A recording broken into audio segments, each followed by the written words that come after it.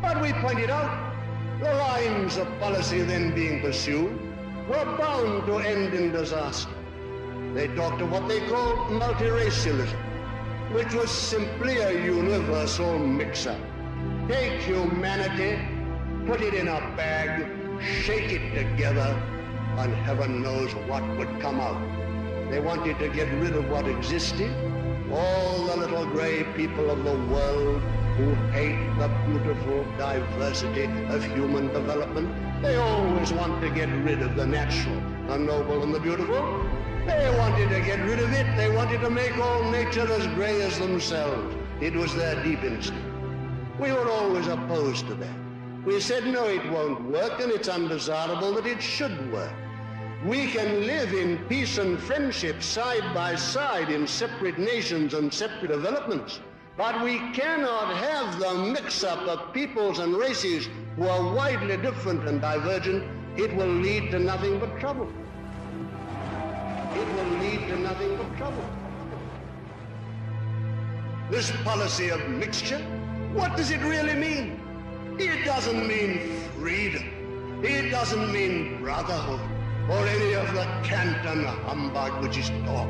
That is just the mask for some of the vilest forces on earth to exploit the peoples in the future as they have done in the past.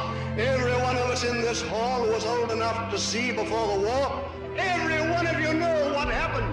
How the financial forces in the 30s went into these backward countries, into India within the empire, into Hong Kong, into Japan, into China, and exploited these peoples to produce cheap, sweaty goods which ruined the great industries of Britain and of Europe, which put Lancashire out of business in the cotton trade, Yorkshire out of business in the woolen trade. And these poor devils of coolies were exploited for a wage of a few shillings a week. For what purpose? To enable the City of London and Wall Street, New York, to make fatter profits by sweating them and helping us.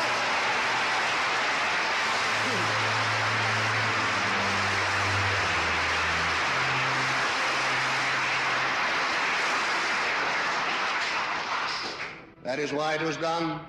That was the whole purpose. And with what result? China thrown into the arms of communism.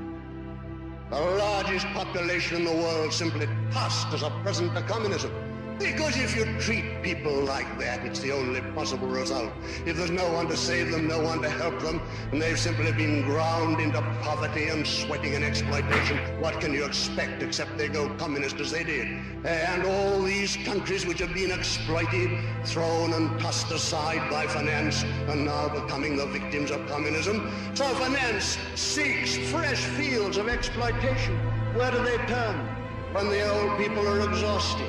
When many a poor laborers died of consumption and of other horrible diseases in their sweatshops, or when they're exhausted fields of exploitation, where do they turn now? New pastures, new forests, fresh virgin land. And then you erect a Union Jack or another flag of Europe, and under that flag, where you allow these things to happen as we have done in the past, and those poor devils that have been sweated and exploited in Africa, like the other poor devils in China, India, and Japan, a great new field for sweatshops to be opened up, so that these new industries which we're creating in Britain today will be destroyed as the old industries were. Simplified, rationalized machinery with a few white surveyors, and then the masses of cheap colored labor torn off the land and taken into the sweatshops to work and labor and cough their guts out with tuberculosis until they too are thrown on the scrap heap of the sweatshops.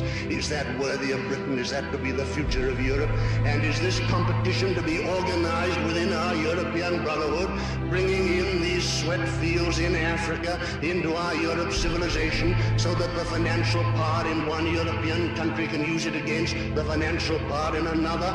All the great financial central power of the world, now shifted from the City of London to Wall Street, New York, shall be able, on the mass of money, of wealth, and of power which it brings to it, again and again to exert its influence in politics, until, as you see today, it is childish nonsense to say that a British government rules Britain.